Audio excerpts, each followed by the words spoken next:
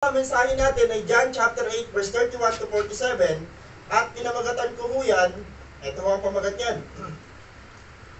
You will know the truth and the truth will set you free. Dati ho, ang mga naririnig ng nating mensahe, ang dami ng beses sa simbahan na message ho yung the truth will set you free. Pero dapat pala ho, kailangan ilagay yung you will know. Hindi ka naman lalaya basta-basta lang sa katotohanan unless kinilala mo. Narinig mo yung katotohanan, pero hindi mo tinanggap ang katotohanan, hindi ka pa rin lalaya. Dahil sa panahong tinanggap, narinig mo ang katotohanan, at tinanggap mo ang katotohanan, doon ka palang lalaya. Tama po ba? Amen. Ngayong araw na to, naniniwala akong alam niyo na ang totoo. Pero dahil nga ho, may mga naririnig tayong parang mali, ay siguraduhin natin tama ang ating maiuwi ngayong araw na to. Amen. Amen. Okay, you will know the truth and the truth will set you free. Yan ang sisiguraduhin natin. So, ang katotohanan na magpapalaya sa inyo, yun ang sabi sa 31. Sinabi naman ni Jesus sa mga Hudyong naniniwala sa Kanya, kung patuloy kayong susunod sa aking turo, kayo nga'y tunay na mga alagad ko. Malumanay. Maganda yung explanation. Okay? Makikilala ninyo ang katotohanan at ang katotohanan na magpapalaya sa inyo ang tinutukoy ni Jesus Christ none other than himself. Tinuturo ni Jesus Christ walang iba kundi ang sarili niya dahil siya daw ang tunay na makapagpapalaya sa tao. Alam niyo mo bang academically ginagamit yung the truth will set you free. Pero ho, ang the truth will set you free, hindi lang siya pang academic. Ang the truth will set you free ho ay mas malala. Mas matindi ho siya sa karunungang meron lang tayo. Dahil ang karunungan ho na meron lang tayo ay hindi ho kayang magamay yung karunungan na mas ahead. Yung mga hindi natin kaya masagap o maabot ng ating kaisipan, eto ho, si Jesus kaya niya mabuting yun. At doon tayo ho gusto ng Diyos palayain. Okay? Makikilala ninyo ang katotohanan at ang katotohanan na magpapalaya sa inyo, wala pa rin issue. Sumagot sila, kami ay mula sa lahi ni Abraham, at kailanman hindi kami naalipin ni numan. Paano mo masasabing palalayain kami? So kanina yung audience niya, kausap niya, wala mo ng reaksyon. Pero nung sinabi ni Jesus Christ na siya yung na kailangan, yung mga nakikinig ay kailangan lumaya, at ang makakapagpalaya lang sa mga taong nakikinig sa kanya ay siya, may mga nag-react na. Sino ho nag-react? Yung mga expert of the law. Yung magagaling sa Bible. Alam nyo, ingat kayo pag naging magaling kayo sa Bible. Kaya ingat kayo pag kayo naging magaling na sa Bible. Dahil maraming magagaling sa Bible, mali na ang tinuturo. Amen ba kayo dyan? Dahil yung mga nagtuturo ngayon ho sa social media na magagaling, mali na ang tinuturo. Nakakatakot. Matakot po tayo kung gumaling lang tayo dito, pero hindi tayo gumaling dito. Kasi habang nag-aaral ka dapat ng salita ng Diyos, the more na nakikilala mo ang Diyos, the more na nag-aaral ka ng salita ng Diyos, dapat yung character mo lalong umaayos.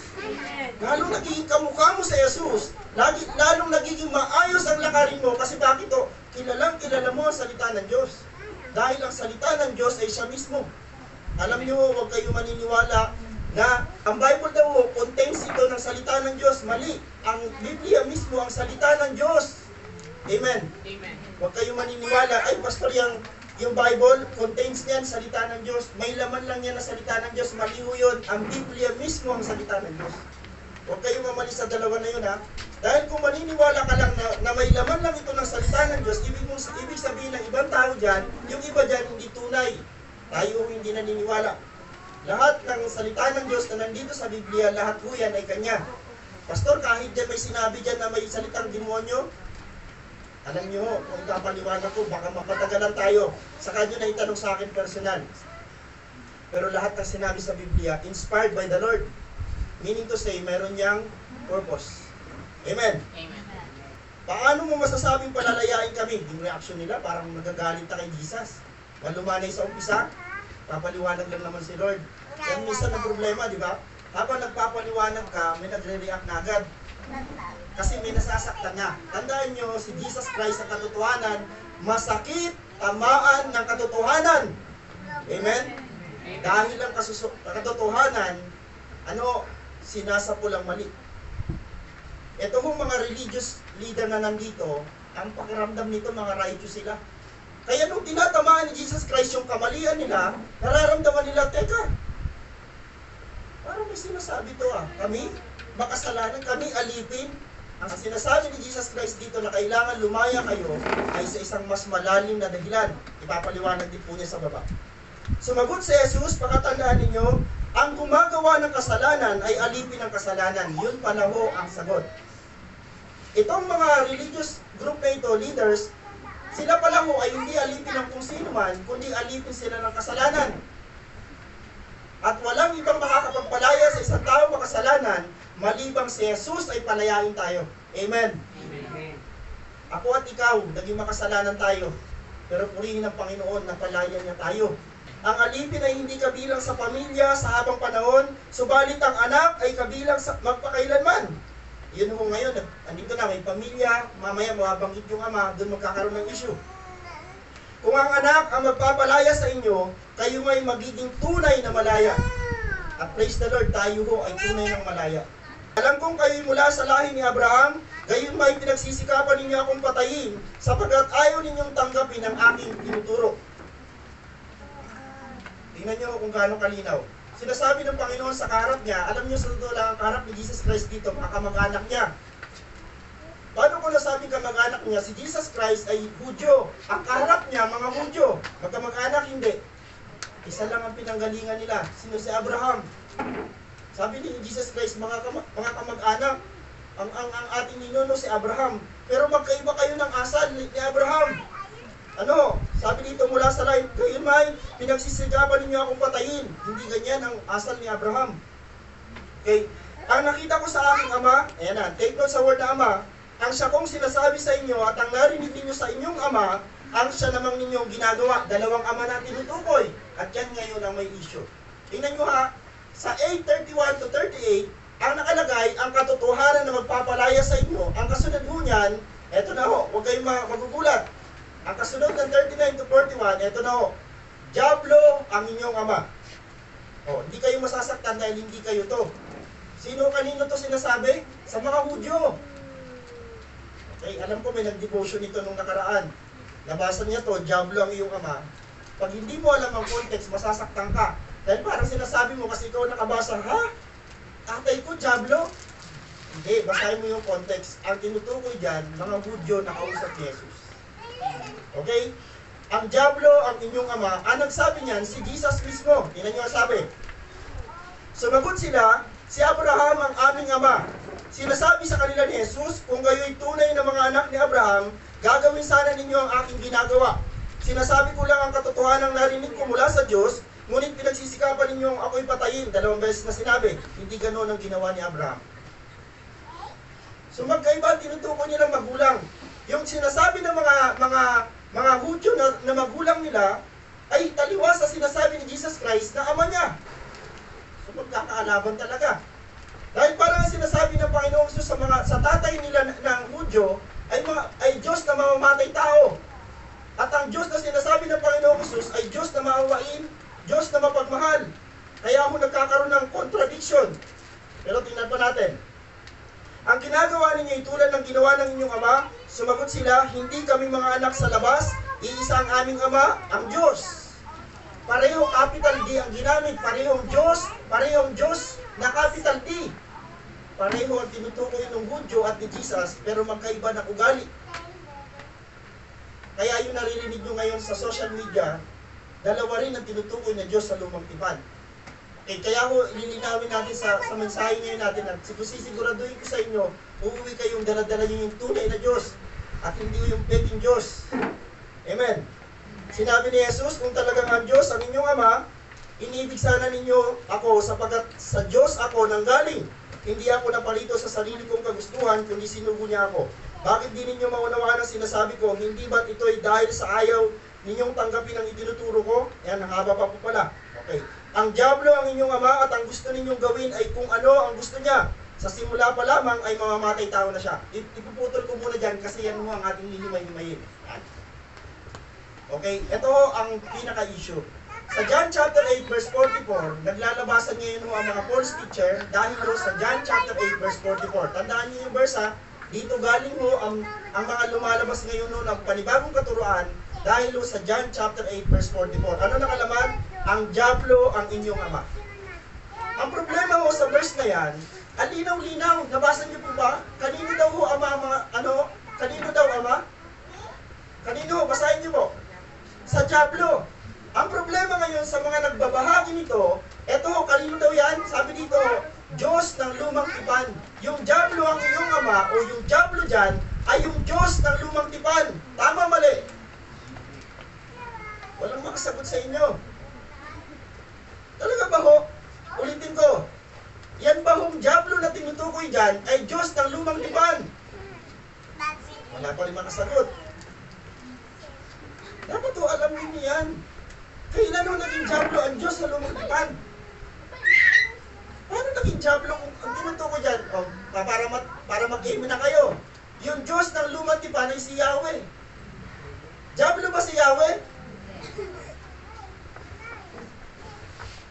So, ang Diyos ng lumang tipan ang sinasabi dito na diablo ang iyong ama. Kasi nga sabi ko sa inyo kanina, ang tinutukoy na Diyos doon ay capital. Then nagkaroon ng conclusion ng ibang mga pastor, yung Diyos ng lumang tipan, diablo. Sabi ko, Lord, hindi ako papayag.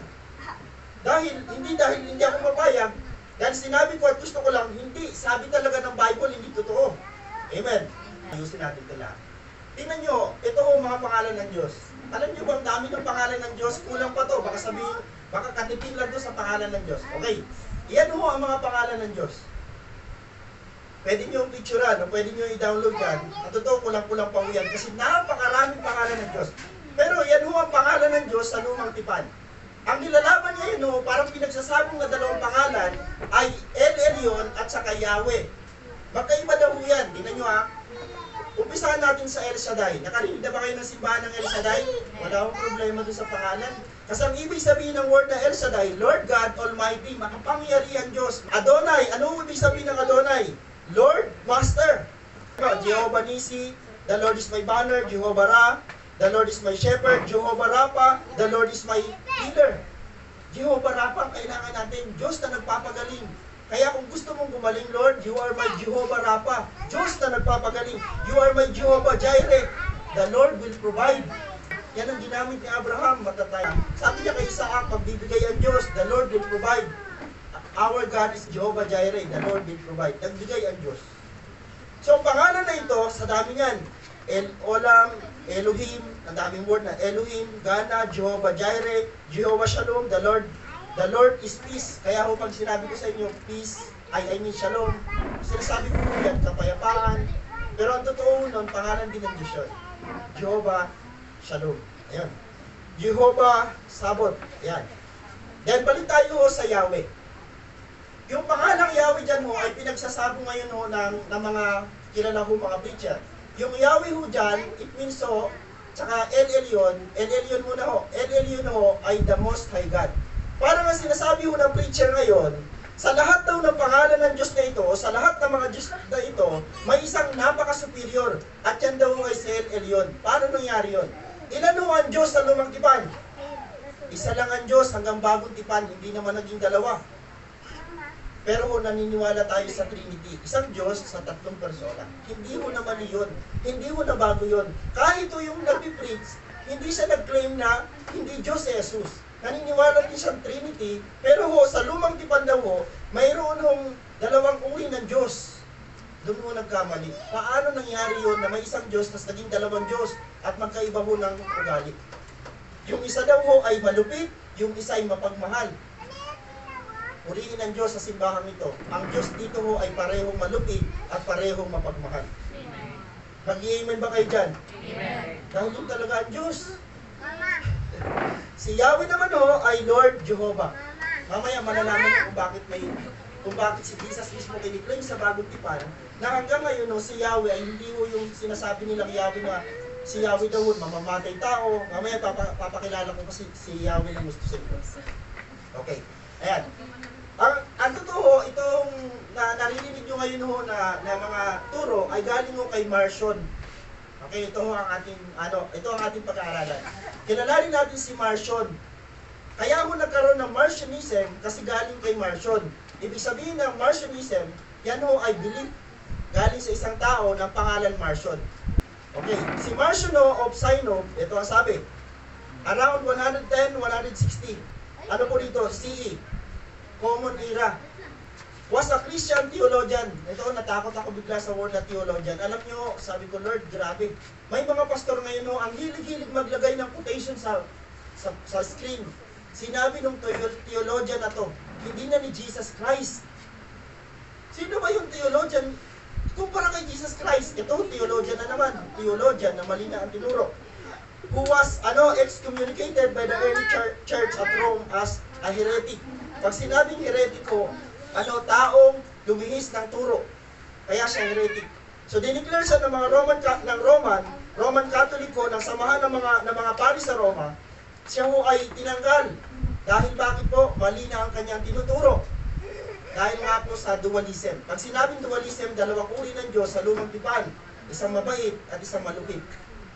Isang demonic at isang, grabe, ang kasagwang pakinggan. Isipin mo si Yahweh pa talaga, itatouch pa niya yung pangalan na Yahweh.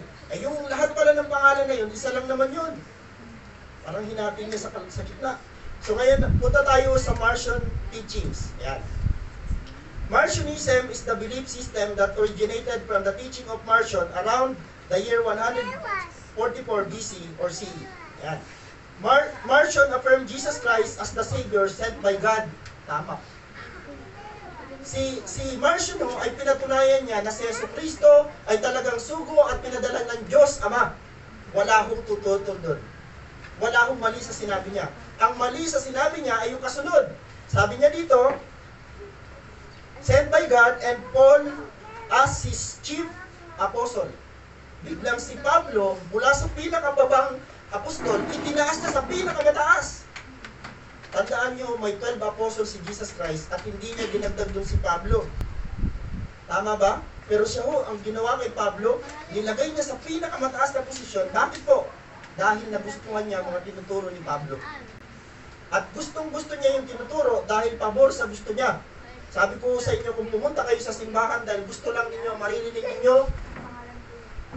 huwag na ho kayo pumunta sa simbahan. Dahil ang simbahan na to hindi magtuturo ng gusto mo lang, kundi gusto ng Diyos ituro sa inyo. Amen po. Sabi ng Timoteo, marami na ho sa panahon na ito mga Kristiyano na maghahanap sila ng mga preacher na ang kanila lang gustong marinig, ang gusto nila mapakinggan. Pero sa simbahan natin, hanggang kung ano yung tinuturo at gustong sabihin ng Diyos, yun lang din po ang sasabihin ko. May masaktan man o wala. Amen po ba? Papayag po ba kayo sa ganun? Yun ho ang tunay na simbahan. Pag may mga tao umaalis sa simbahan dahil nasaktan sa preaching, mali ang preaching o mali sila? Kayo nagsabi, hindi ako. He rejected the entire Hebrew Bible. Lahat ng lumang tipan, kay Marcion, lahat ng lumang tipan, tablado kayo sa akin, burado. Tingnan nyo ho, pinag-aralan niya yan. Pero dahil sinasabi ko na si Yahweh ho ay mabait, si Yahweh ho ay Diyos, tanggal. Ano yung balito sa ituturo ko Tanggal. Okay? Tinanggal niya lahat ng Hebrew Bible, Old Testament. Okay? And declared that the God of the Hebrew Bible was a lesser, demiurge. Para hong, maliit na Diyos. Grabe, nilesser niya si Yahweh. Si Yahweh ang gumawa ng langit at lupa, pero may mas ahid pa daw na Diyos, dahil maliit lang na Diyos. Okay? Tingnan nyo Who had created the earth and in Oslo, the Mosaic Covenant represented bare natural justice. Example dyan, eye and eye for an eye. Yun ang focus niya lagi. Ang focus lagi ni Marcion ay yung mga turo ni Yahweh na kakaiba. Mga turo ni Yahweh na malulupit. Kaya ito si Marcion, nagpupos ito ng galit sa Diyos. Tingnan nyo, habang nanonood kayo ng mga preaching ng mga kilalang ako ngayon, preacher. Ano mo na namubos sa akin? Parang may tama nga. Yung Diyos na tinutukoy ni Jesus ay Diyos na mapagmahal. Tanong, si Yahweh po ba hindi mapagmahal? Di ba po mapagmahal? Sino ho malupit? Si Jonah. Sabi ng Panginoon kay Jonah, Jonah, pumunta ka sa Ninive. Si Yahweh nagsasalita, Jonah, pumunta ka sa Ninive kasi gunggunawin ko ang Ninive. Sabi ni Jonah, tatakasan kita. Kilala kita. Ginawa ni Jonah, tinakasan niya si Yahweh. Sabi ng Panginoon, tatakasan mo pa ako May bagyo, tinapon, nilunok ng dabuhalang isda. tinapon sa Ninive. Ano sabi ng Panginoon kay Jonah? Mag-preach ka dyan. Sabi mo, gugunawin ko ang Ninive. Nag-preach. Anong ginawa ng mga taga Ninive? Lumuhod, nag-pray, nag-fasting, pinatawad ng Diyos. Sino nagalit? Si Jonah. Si Jonah malupit. Sabi ni Jonah, Panginoon, sinabi ko na sa iyo eh. Kaya ayaw ko mag-preach eh. Kayo ang Diyos na mamahabagin. Mahabagin ang Diyos. Si Yahweh ang tinutukoy doon. Tapos ang sabi ni Marcion, malupit. Kasi yun lang ang nakita niya. Pero hindi niya binasa ng buo. Hindi niya in-embrace ng buo. Si Yahweh ay mahabagin. Naalala niyo Sodom at Gomorrah? Sino na naman yun? Si Yahweh daw, tinutubok ang Sodom at Gomorrah. Bago tubukin, anong pakiusap ni Abraham? Panginoon, 50. Sabi ng Diyos, 50? Ay, syempre hindi ko gugunawin. May awa ang Diyos eh. Tama? Amen. Naawa si Jonah doon sa puno. Naawa siya kasi bakit daw pinapatay sa uod? Naawa nga siya sa puno. Sabi ng Panginoon, naawa ka nga sa puno eh. Ako ang lumika sa puno, tapos sa Nineveh, di ka naawa. 100 plus ang tao dyan, tapos ako may lika sa kanila. Alam niyo, natapos ang Jonah, galit si Jonah. Kaya wala ng Jonah ka nabasa. Galit si Jonah hanggang sa natapos. Sa Sodom at Gomorrah, nagkaroon muna ng tawaran. Ano ang tumulo? Anong dulo ng tawaran? 10. Ilan ho nakita matuloy? 1. Matutuloy ang gunaw, hindi. Matutuloy dahil isa lang ang nag-response. Sino? Si Lot at yung 3 babae. Isa yung lumingon, naging asin. Ito, ang Diyos ay mahabagin. Mga kapatid, huwag yung pamalay na kinukuha ko ngayon ng attention nyo dahil mamaya mapapanood nyo ng paulit-ulit ang tinuturo ng mga bulaang guro na ito. Ngayon, founded na kayo. At babalikan natin ang Biblia na nagtuturong ang Diyos ay Diyos na makatarungan. Huwag nyo makakalimutan yung salita na yun. His canon consisted of 11 books. Ang canon ng mga Christian, 66. Ang Bible natin ay 66. Sa Katoliko ay 70 plus. Dami sa kanila. Okay, siya ang ganda naman ng Bible niya, 11 lang. Siguro kaya mo itong tapusin sa loob ng 1 linggo. 11 lang kasi, 11 books, his own version of the Gospel of Luke. May sarili siyang version ng sulat ni Luke. At ang problema sa sarili niyang version, sulat ni Luke, ay nabasa niya, ito patungkol to kay Yahweh, murado. Alam mo yung sulat ng iba, pinapakialaman niya, binumura niya. Okay. And 10 of Paul's epistle. Lahat po ng mga gusto niya lang ang kinukuha niya. All other epistle and gospel of the New Testament were rejected. Lahat ng mga sulat po ng Matthew, lahat ng gospel, wala yun. Yung gusto lang niya. Pasensya na po kayo kung medyo history yung pinag-aaralan natin. Okay lang po ba? Amen. Kailangan natin mamulat. Kasi tinitira ngayon ang ating pananampalataya. All other epistles and gospels of the New Testament were rejected. Siya lang mo ang napakalakas ng loob na baliwalain ng mga sulat na ito. Isipin mo, pinili lang niya ang gusto niya. Marcion declared that Christianity was distinct from opposition to Judaism. Bukod sa hindi tayo magkaiba na tayo sa mga Hudyo, kalaban pa natin ang Hudyo. Ganun niya ho ilarawan ang Kristiyano at Judaismo. Ganun niya ilarawan, magkaalaban. He rejected the entire Hebrew Bible and declared that the God of the Hebrew Bible was a lesser demiurge who have created the earth but was de facto the source of evil. Ito na sinasabi ko sa inyo. Lantaran niya sinabi dito na si Yahweh ho ang source ng lahat ng kasamaan. Si Yahweh. Kaya yung narinig nyo kayo ng mga nagtuturo na nagsasabing ang Diyos ng lumang tipan ay devil. Ang Diyos ng lumang tipan ay may pagka-diablo. Siya ho ang nagturo nun. It means nabasa nila ho ang kanyang libro. At ang malungkot sa kaisipan, alam na nilang maliho ito. Tandaan niyo, maliho ito. Bishop Polycarp called him the firstborn of Satan. Si Marcion, kung gusto niyo lagyan siya ng caption, Marcion, the firstborn of Satan. Sino nagsabi niyan? Iyan ho, bakit siya significant? Si Polycarp po, sino po ba si Polycarp? Bakit siya deserving tawagin na significant? Kasi bakit po, siya ho ay disciple ni Apostle John. Gaano kalapit yan kay Jesus? Ibig sabihin, si Jesus, si Apostle John, kasunod na ho siya. Pangilan siya? Pangalawa. First si John, Sunod ito, napakalapit kay Jesus Christ, na magsasabing mali siya. Kaya kung mas paniwalaan natin sino si Polycarp, na yan hong si Marcion ay anak ng demonyo. Tapos yung ngayon, marami nagdidepend dito, hindi, medyo may tama. Maraming Kristiyano, tama ang umpisa, mali ang dulo. Mag-i-amen ba kayo dyan?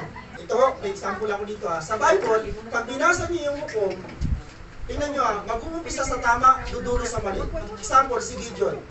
Si Gideon ay isang taong sabi niya, Lord, ako ang tinatawag mo, sa aming tribo, ako ang pinakamaliit. Ang aming tribo ang pinakamahina. Pero sabi ng Panginoon, hindi, tinatawag kita kasi ikaw ang gagamitin ko. Ang ginawa ni Gideon, number 1 yung ginawa, sinunog niya yung Baal. Kaya tinawag siyang Jerobaal. Alam niyo, bago siya natapos, anong ginawa niya? Nagpatayo siya ng Baal. Nabasa niyo po ba yun?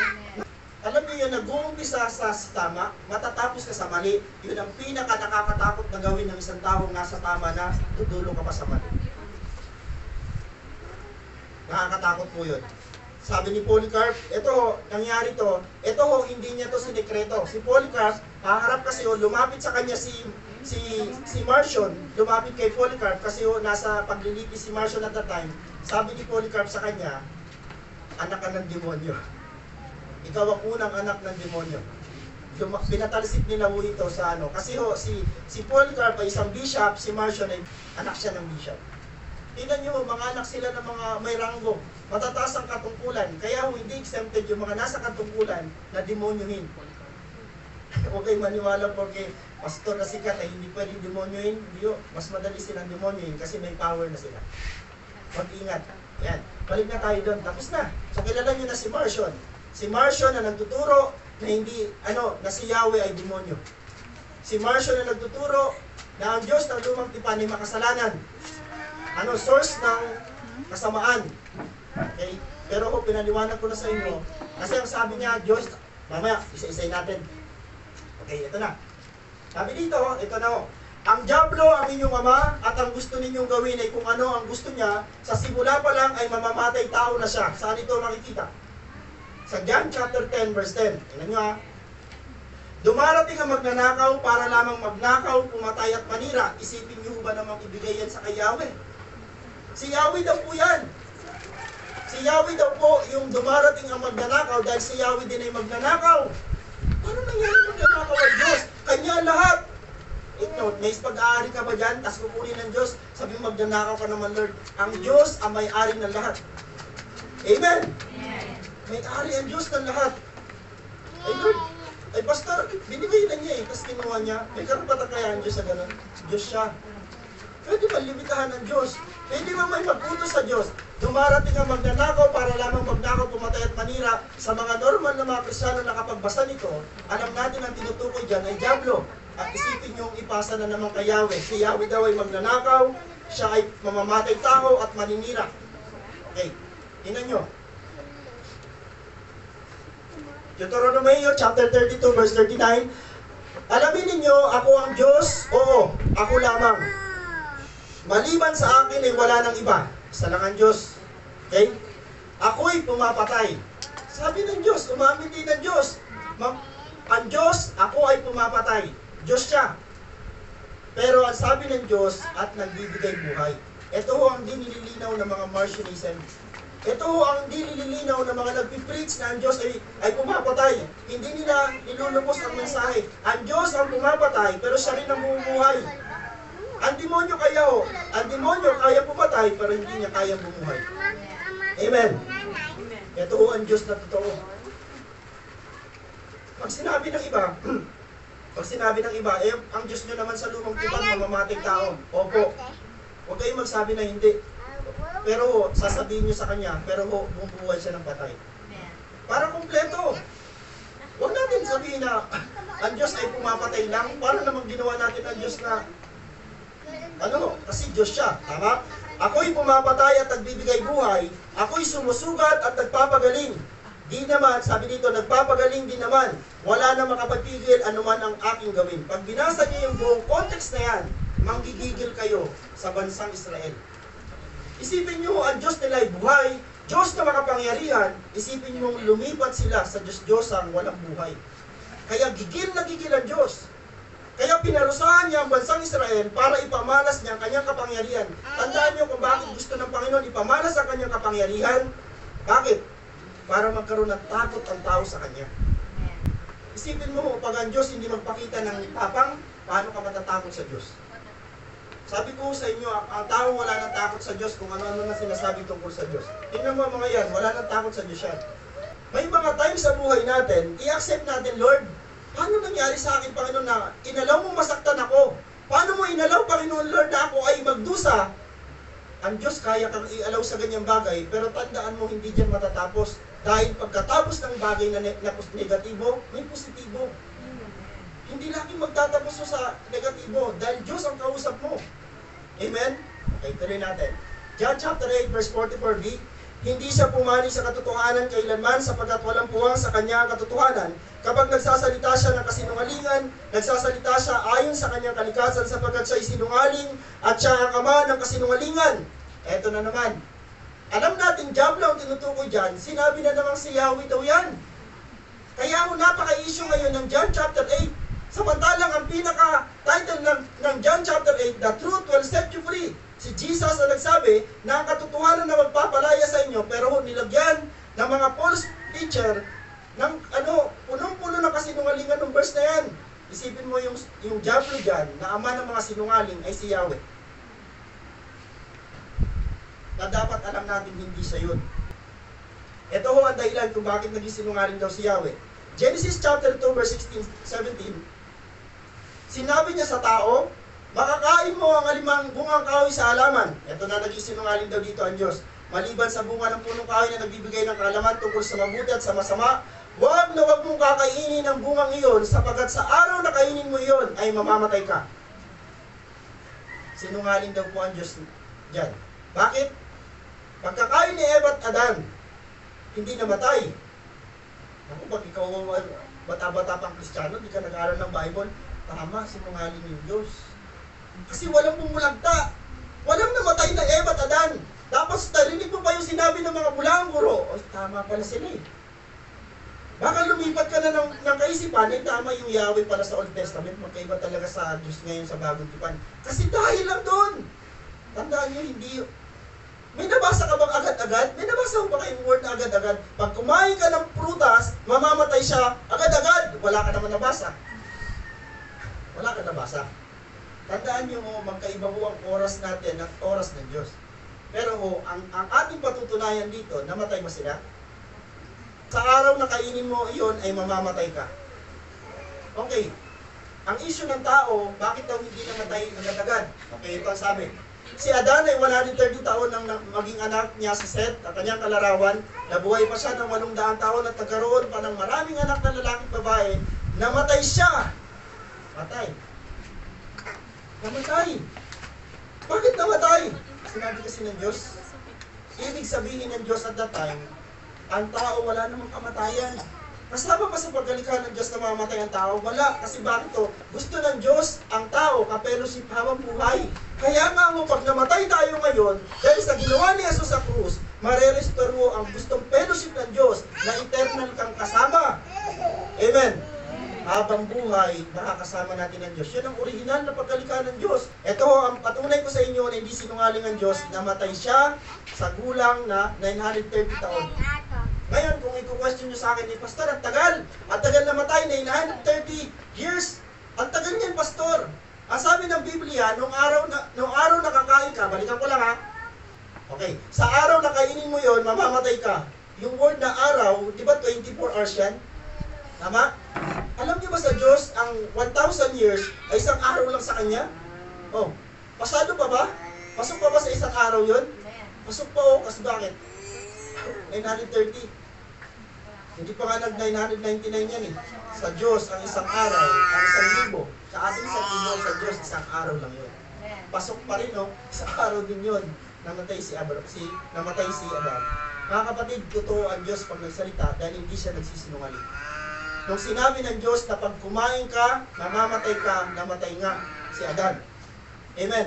At ang patunay na may kamatayan ay yung mararanasan natin sa mga susunod na buwan, araw, taon, wag muna sana. Pero may kamatayan. Hanggang ngayon, may kamatayan ng tao. Dahil yan saan?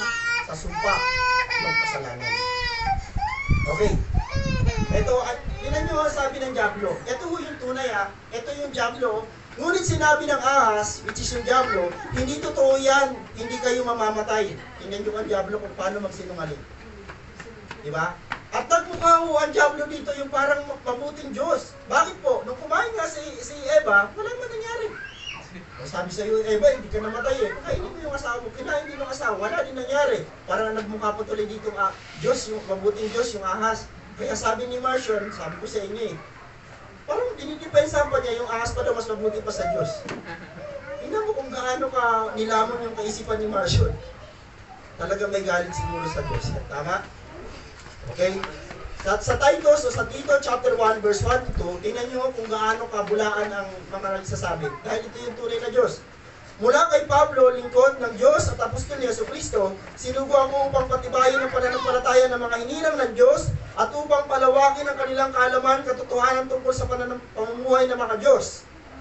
At bigyan sila ng pag-asa sa buhay na walang hanggan, bago palikayin ang sanlibutan ng buhay na ito ipinangako ng Diyos na kailanman hindi nagsisinungaling. Hindi siya nagsisinungaling ni isang beses. Paano mo pagbibintangan ng Diyos na hindi marunong magsinungaling? Isang bagay na hindi kayang gawin ng Diyos at hindi talaga magagawa ng Diyos ay ang magsinungaling. Kasi bakit? Taliwas yan sa kanyang karakter. Taliwas yan sa attribute ng Diyos. Hindi siya kaya magsinungaling. Amen o?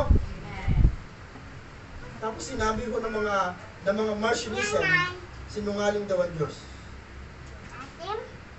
Kailangan natin itong depensahan.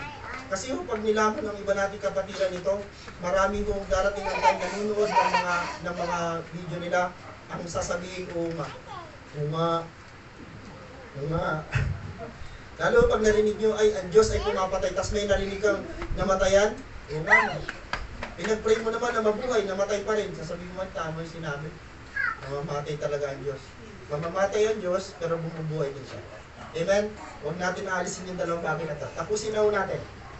Okay, paalala, sa panahon ito, lalo tayo maging mas maingat. Paalala mga kapatid, ito na yung panahon na lalo tayo dapat mas maging maingat.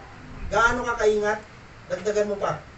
Sa panahon ito, lalo tayong maging mas maingat sa ating mga pinakikinggang mensahe. Kahit sino pang mensahero yan, mag-iingat ka sa mensahe niya. Kahit ako, mag-iingat ka sa mensahe ko. Kaya ingat. Ganon din sa pagbabasa natin ng Biblia. Ganon din sa pag-aaral ng Biblia. Hindi porke nabasa mo, yun na yun. Mga kapatid, kaya nga pinag-aaralan ng Biblia dahil ang Biblia may sarili ang interpretasyon. Hindi yan pwede i-interpret ng hindi mo pinag-aralan. Kaya mo nag-aaral ng Bible School. Pero hindi lahat ng nag-aaral ng Bible School marunong mag-interpret ng Bible. Yun ang problema. Kasi ang pag-interpret ng Bible, galing yan sa Holy Spirit. Pag hindi ka nireveal ng Holy Spirit sa isang tao, kahit nag-aaral ka ng Bible, hindi ito na ipapaliwanag ang Bible ng basta-basta kasi ang Bible may sarili itong interpretasyon. So, bakit po nag-aaral ng Bible School? Dahil ang mga nagtuturo dyan ay mga kinausap ng Holy Spirit para ho ipaliwanag ang lalim ng Biblia. Okay? Kaya lang ang problema, kung yung nag-aaral ng Biblia at nagtuturo sa Bible School ay mga maling theologian, mga padala ni Satan. Kahit yung mga theologian, hindi mo pwedeng paliwanagan. Parang ang hirap, no? Kasi nga, sabi dito, mas maging maingat. Tingnan nyo tingnan nyo kung paano ka dapat maging maingat sa pagbabasa. Alam nyo bang walang Diyos? Parang wala nag-ibig sa inyo, Sabi ng Biblia, walang Diyos. Okay? Awit chapter 14, verse 1, wala namang Diyos. Ayun tapos pagpasok, wala daw Diyos. Tapos bigla kang hindi na nagsimba, hindi na nag-pray. Kasi pinasa mo lang yung unahan. Basahin mo kaya kasunod. Ang sabi ng angal, yun pala sabi. Binasa mo lang kasi yung una Sabi nung isa, sabi ng walang Diyos. Ano bang binasa mo? Yung kalahati lang. Sabi ng angal, wala namang Diyos. Sabi ko rin dati. O ano? Wala namang Diyos. Ang sabi ng angal sa kanyang sarili. Silang lahat ay masasama, kakilakilabot ang kanilang mga gawa, walang gumagawa ng mabuti. Wala nga, wala. Kasi bakit po? Sa hangal, walang Diyos. Kaya pala yan, kahit anong explain mo sa Kanya, magbagong buhay ka na, walang Diyos yan. Bumalik ka na sa Diyos. Sino babalikan yung Diyos? Wala sa Diyos. Paano mo siya mapapabalik sa Diyos? Kailangan niya ma-encounter ang Diyos. Yung Diyos na pinapakilala mo. Sa paanong paraan? Kapag yan ay nagkasakit. Yan. Sabi mo, mag-pray ka sa Diyos. Tulungan mo ako. May sakit eh. Tama? Kung kailan yan mahina na, magpapapray na yan. At yung Diyos na wala siya, gusto niya na yan magkaroon. Tama? Yung mga tao nasa kulungan, mga walang Diyos yan. Pero puntahan mo sila ngayon, gusto na nila magkaroon. Mga kapatid, totoo ito, ang hangal. Kaya pala, ang daming mga tao, ang titigas ng ulo, eh bakit mo, kahit anong ganda ng mensahe mo, kahit anong ganda ng paliwanag mo, wala talaga impact kasi bakit po? Sorry sa word. Bakit kabilang pa sila sa mga hangal? Kasi sa hangal, walang Diyos yan. O kaya, balikan ko lang kapag magbabasa kayo ng Bible, wag lang yung quotation lang. Alam niyo ba nakakatakot yung dadampot ka? Halimbawa, ang verse na binasa mo, ang chapter na binasa mo, chapter 2, tapos yun ay 1 to 40 ang verse. Kumuha ka lang ng isa, yung gitna pa. Naku, ang hirap ipaliwanag doon. Maganda sana kung yung kinuha mo, pag may nagtanong sa'yo, alam mo, okay lang din yun, safe pa yun. Pero ngayon, wala na nagtatanong, no? Pag nag-post ka ng verse, wala lang, may nagla-like, may nagla-heart, pero walang nagtatanong. Ano ba, nagustuhan mo lang? Ano ba, tumama ka sa'yo? Mas maganda kung naunawaan. Okay?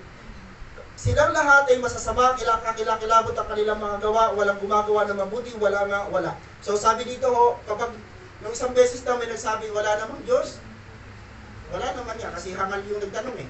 At isa pa, pag nagbabasa ka ng Bible, wag niya lang yung kung ano yung mabuklat, dahil sa Bible ho, may mga peligrosong verse na nagsasabi ho dyan. Nagpakamatay si Judas. Paano yan? Sinabi mo, Lord, kung ano yung mabuklat ko, talagang para sa'yo gagawin ko. Yung nabuklat ko. O kaya naman, talagang dito ka, Lord, gagawin ko lahat, wag lang yung kay Judas. Iba, yung nabuklat mo, ibigay mo lahat ng iyong ari-arian. Eh may rami kang... Hindi para kang iyong mayaman, no? Lord, iba na lang. Dami mo na nabuklat kasi puro mo nabuklat, hindi mo kaya. Sabi ni Lord, tigilan mo na. Ang dami dyan. Kaya ako makikipag-negotiate ka sa Lord. Huwag kang maging wag. At tawag dito mo, hindi mo kaya. Sorry sa word hindi natin kaya makipag-negotiate sa Diyos kasi ang Diyos nasa langit. Basa niya iniisip natin, bago pa tayo makipag-negotiate sa Diyos, ganito na tayo kay Lord. Kasi hindi natin kaya. Amen. Paano natin nagiging kaya? Sa pangalan lang ni Jesus. Nagiging valid yung negotiation natin dahil kay Jesus. Okay, tapusin na natin ito. Tandaan. Praise the Lord. Tandaan, ang tanging makakatalo sa kasinungalingan ay ang katotohanan, isa sa katotohanan ito. Sabi dito sa Timoteo, ang lahat ng kasulatan ay ginasihan ng Diyos para magamit sa pagtuturo ng katotohanan, sa pagtutuwid sa maling aral, at sa pagturugulaan sa maling katuruan. Ito. At sa pagtuturo sa matuwid na pamumuhay. Andito na lahat. Amen, no? So, ano tayo ho? Relay tayo sa Biblia. Ang tanging makakatalo sa kasinungalingan ay ang katotohanan, at malalaman mo lamang ang katotohanan kung ang mga salita ng Diyos at ang Panginoong Hesus ay iyong pinakikinggan at pinag-aaralan. Kaya sabi ko sa inyo, lugi ang isang Kristiyanong di nagbabasa ng Biblia. Okay, last. Hamon. Pangalawang Pedro chapter 2 verse 1 to 3, yan ang hamon sa atin. Noong una, may mga huwad na propeta. Noong una po ito, napakatagal na panahon. At sa totoo lang, sa panahon na ito, hindi na umuubra ang mga propeta. Iilan na lang ang naniniwala sa propeta. Sa panahon na ito, sa sanlibutan, marami pa rin nagsasabing propeta sila, pero hindi na sila masyadong umuubra. Mas umuubra ngayon yung mga false preacher. Okay? Lumitaw sa Israel, gayon din naman may darating sa gitna ninyo na mga huwad na guro. Grabe, yung tinuturo dito ni Pedro, sa inyo, sa congregation mismo, sabi niya sa atin, sa kapulungan, may lilitaw sa inyong bulaang guro. Isipin mo kasama nila. Okay? Sabi dito, huwad na guro, lihim silang magtuturo ng mga maling aral na dulot ay kapahamakan. Ito yung mga lihim na ngayon na-expose na. Sabi ko sa inyo, kung walang social media, matagal na pala nagtuturo ng mga maling katuruan yung mga sikat na mga pastor na yan. Pero dahil sa social media, madali na ma-expose ang mali nilang tinuturo. Pati ang Panginoong tumubo sa kanila ay kanilang itatakwil. Ayun, tama po ba yung binabasa natin? Yun yung mismong mensahe ngayong araw na to, na yung Diyos ng lumang tipan na nagligtas sa kanila. Tandaan niyo yung word na Yahweh. Ang pangalan ni Jesus sa Hebrew, alam niyo, ang pangalan ni Jesus, hindi yan tanggap sa ibang bansa, hindi tanggap ng mga Israelita, hindi tanggap ng mga Muslim sa Middle East. Ang pangalan ni Jesus ay Jesus. Ang tunay na pangalan ni Jesus ay Yeshua. Yeshua. Yan ang pangalan ni Jesus, Yeshua. Ang ibig sabihin ng salitang Yeshua sa Hebrew ay ano? Yahweh is salvation. Tapos sasabihin ng mga pastor na ito na si Yahweh ay devil. Pero si Jesus daw, Diyos nila. Nagkalito-lito na. Diyos daw nila si Jesus. E pag sinabi mo, Diyos mo si Jesus, si Yahweh mo si Jesus. Yahweh is salvation si Jesus. Yeshua. Okay? Kaya di magtatagal at sila'y mapapahamak. Ito ho ang sinasabi ko sa inyo. Tandaan niyo mga pangalan na yan. Tandaan niyo mga pastor na nagpipreach na yan. Tandaan niyo sila kung paano sila ng Diyos parurusahan. Hindi ako nagsabi, pero sabi ng Diyos, di magtatagal at sila'y mapapahamak. Diyos ang nagsasabi kung paano niya tuturuan ng mga tao na yan, mapapahamak sila. Kahit walang mag-declare sa kanila mapapahamak sila, Diyos ang nagsabi na yung mga taong tinakwil si Yahweh, yung Diyos, mapapahamak sila. At marami silang mahihikayat. Ito ang malungkot. Marami silang mahihikayat na sumunod sa kanilang kahalayan. At dahil dito, pati ang daan ng katotohanan ay malalapastangan. Ito na, wala nang galang sa katotohanan. Sa kanilang kasakiman, nilalangin nila kayo sa pamamagitan ng kanilang aral na katang-isip lamang. Yan ang problema. Yung Marcionism ay katang-isip lang ni Marcion yun. Na nabuo at naging Marcionism, naging katuruan, naging belief na. Isipin mo, galing lang sa kaisipan ni Marcion. Binuraya yung mga bagay na patungkol kay Yahweh at itinira niya lang yung pabor o saan? Sa Diyos ng bagong tipan. Hindi niya alam yung Diyos ng bagong tipan ay si Yahweh rin naman. Paano nabago yun? Yung Diyos ng lumang tipan at ng bagong tipan, may pagkaiba ba? Walang ganon. Pareho lang po silang Diyos. Okay? Matagal nang nakahanda ang hatol sa kanila at ang pupuksa sa kanila ay hindi natutulog. Grabe yung word. Talagang parang galit, no? Parang galit na galit si Pedro habang ini-express niya. Ang pupuksa sa kanila ay hindi natutulog. Diyos ang tinutukoy dyan ni Pedro. Diyos na hindi natutulog. Ano sabi? Ano sabi dito? Sila ho ay mapapahamak at sila ho ay pupuksain ng Diyos. Nahum chapter 1 verse 3, si Yahweh ay hindi madaling magalit. Ito ang tunay natin Diyos. At Diyos na pinagmamalaki natin. Si Yahweh ay hindi madaling magalit. Sabi ko sa inyo, ang Diyos natin na pinag-uusapan dito, si Yahweh ho kinakantin. Ay kaya lang, Pastor, bakit kaya yung mga nag-preach against kay Yahweh, bakit hindi niya agad parusahan? Kapatid, si Yahweh ay hindi madaling magalit. Pero nagagalit kaya siya? Bakit hindi siya magalit? Wag lang abutin ng dalawang pastor na ito ang galit ng Diyos dahil wala silang mapupuntahang lugar para sa galit ng Diyos. Ang sabi nga ng Biblia, ang pupuksa sa kanila ay hindi natutulog at tiyak na sila ay mapapahamak. Si Yahweh ay hindi madaling magalit, subalit dakila ang kanyang kapangyarihan at tiyak na mananagot ang sinumang sa kanya'y kumalaban. Ay sobra na hong pangalaban ang ginagawa nila ngayon. Ako nga ho na hindi naman si Yahweh. Anak ako ng Diyos, pero nasasaktan ako. How much yung may sarili ng pangalan? Sabi ko, Lord, hayaan niyo po kayo magiganti sa pangalan niyo. Okay, hamon.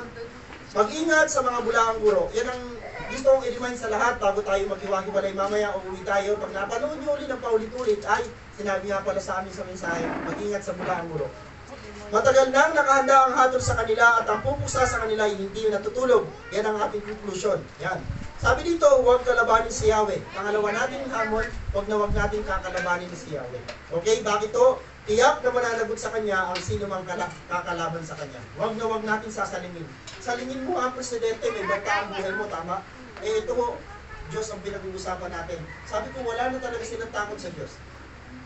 Kaming dalawang may kaibigan ako, Pastor, habang kami nandun sa sakyan. Sabi ko, Pastor, paano nila naatin yung lakas ng loob na sabihin yung Yahweh ay demonyo?